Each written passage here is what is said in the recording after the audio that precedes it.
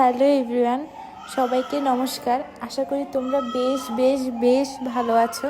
আমিও তোমাদের আশীর্বাদে অনেক ভালো আছি। আর এই ব্লগটা ছিল শুক্রবারের। আমরা সব ভাই বোনরা মিলে ওই দিন ফুচকা পার্টি দিয়েছিলাম।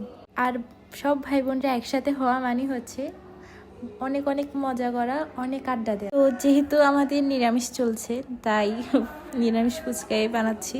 আর নিরামিষের মধ্যে তেমন কিছু খাওয়া যায় না, বাইরের তো কিছু খাওয়াই যায় না, তো ঘরে বসেই নিরামিষ ফুচকার আয়োজন করলাম। আর নিরামিষ হোক বা আমিষে ডাজেন্ট ম্যাটার, সব ভাই বোনরা একসাথে থাকাই মানে একটা আনন্দ, হই মজা মাস্তি করা। তো এইদিকে আমরা বোনরা ফুচকার সব রেডি করছি, আর ওইদিকে আমার সব ভাইরা লুডো খেলছে। সত্যি বলতে নিজের হাতে বানানো ফুচকার স্বাদ আলাদাই।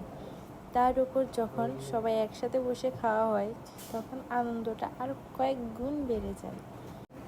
আমার কাছে সবচেয়ে ভালো লেগেছে সবাই একসাথে কাজ করেছি আর একসাথে সময় কাটিয়েছি।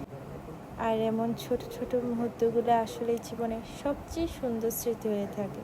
আর আজকের ব্লগটা ভালো লেগে থাকলে একটা লাইক করে দেবেন, আর আপনারা কমেন্ট করে জানাবেন আপনাদের কেমন ফুচকা খেতে ভালো লাগে, ঝাল, টক নাকি দুটোই।